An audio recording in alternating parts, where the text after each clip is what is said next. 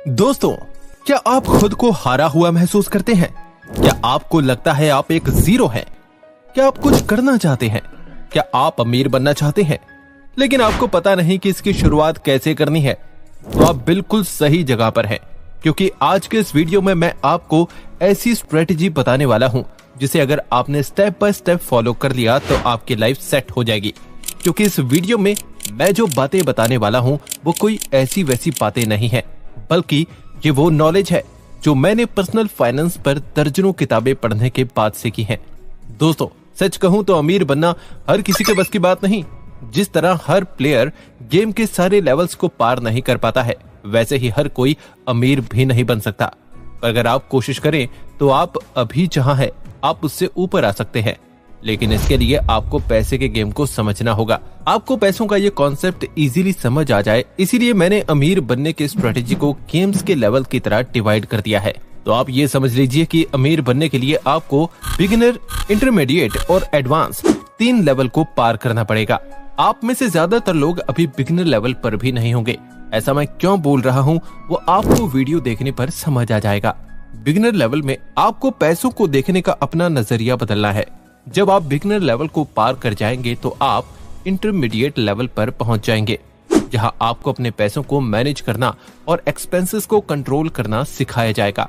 और जब आप इस लेवल को पार कर जाएंगे तब आपको अपने लिए अलग अलग इनकम सोर्स क्रिएट करना पड़ेगा।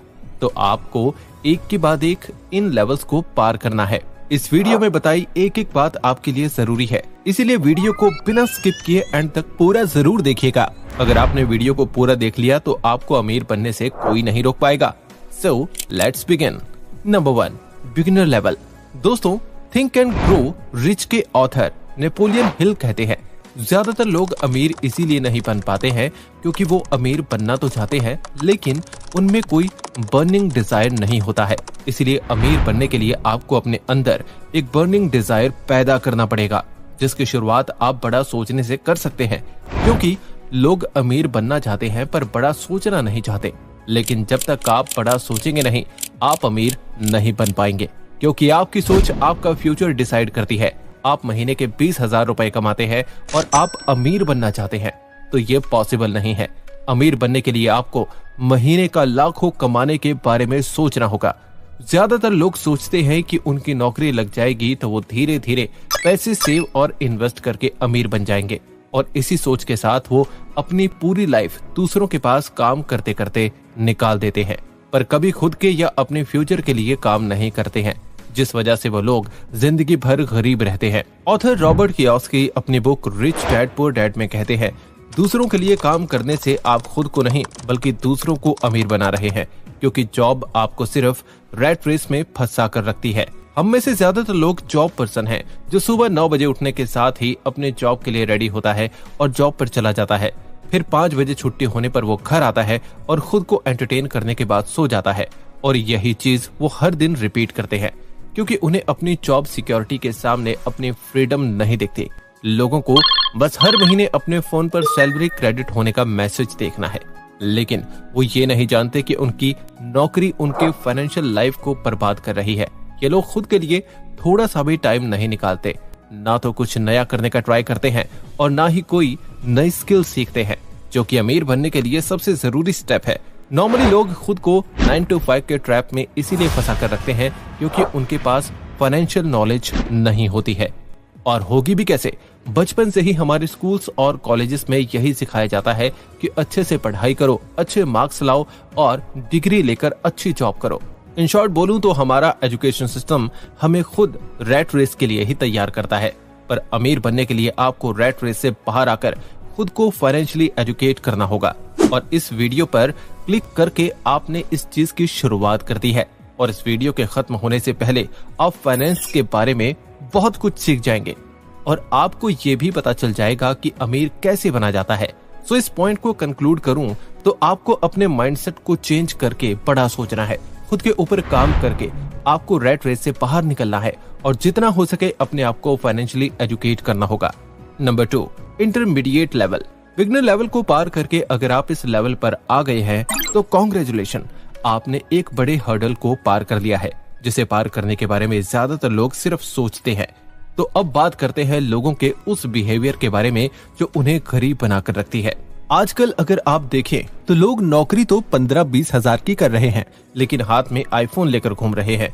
ये लोग जितना कमाते नहीं हैं, उससे कहीं ज्यादा वो खर्च करते हैं। अगर ये 100 कमाते हैं तो 150 खर्च करते हैं। चलिए मैं आपको अपने नेबर के बारे में बताता हूँ। वो मुश्किल से 18,000 रुपए कमाता है, लेकिन 15,000 रुपए की उसने EMI ले रखी है, जिस वजह से उसे अपना घर चलाने के लिए दोबारा से लोन लेना पड़ता है। पर क्या कभी आपने सोचा है, लोन लेकर EMI पर कार, बाइक, फोन खरीद कर आप अपने शौक पर जो खर्च कर रहे हैं, इससे आप अमीर तो दिख रहे हैं, लेकिन आप कभी अमीर नहीं बन पाएंगे, क्योंकि अमीर बनने के लिए आपको अपने खर्चे को कंट्रोल करना होगा। अगर आप देखें तो अपने डे टू डे लाइफ में हम कई सारी ऐसी चीजों पर पैसा खर्च करते हैं जिसकी हमें जरूरत भी नहीं है। इसलिए आपको इन खर्चों को कंट्रोल करना चाहिए और अपने इनकम को सही से मैनेज करना सीखना चाहिए, क्योंकि लोगों को उनकी सैलरी मिलती नहीं कि खर्च पहले हो जाती है। लोग अक्सर यही कंप्लेन करते हैं कि उनकी सैलरी उनके पास टिकती ही नहीं है, जबकि उनके पास अपने खर्चों का कोई रिकॉर्ड ही नहीं होता है। वो जितना मन उतना पैसा खर्च करते हैं, उनके पास कोई बजट ही नहीं होता है। तो आप इस महीने से ही अपने इनकम और एक्सपेंसेस को ट्रैक करना शुरू कर दीजिए। अगर आप चाहते हैं कि ऐसा कुछ हो जिससे आप अपने थोड़े बहुत शौक भी पूरे कर लो और आपके पैसे भी सेव हो जाएं, तो जैसे ही आपकी सैलरी आपके हाथ में आ जाए, आप 50-30-20 रूल यूज कर सकते हैं, जो कहता है कि आपको अपने इनकम का 50% अपने नीड्स पर, जैसे रेंट देने के लिए, बिल्स भरने के लिए यूज करना चाहिए। 30% वांट्स पर, जैसे आपको कहीं बाहर लंच करने का मन किया या कुछ खरीदने का मन किया तो आप उन पैसों से वो खरीद सकते हैं, और बाकी के 20% को आप सेव कर सकते हैं। अगर आप ज्यादा पैसे सेव करना चाहते हैं तो आप 30% सेव कर सकते हैं और 20% वांट्स पर खर्च कर सकते हैं। ये टोटली आप पर डिपेंड करता है। इस तरह आप अपने सैलरी को सही से यूज करना सीख जाएंगे। जब आप ये सीख जाएं तो आप अपनी पूरी लाइफ का एक इनकम प्लान या यूं कहूं कि पोर्टफोलियो तैयार कर सकते हैं। आपने रे डालियो का नाम तो सुना ही होगा।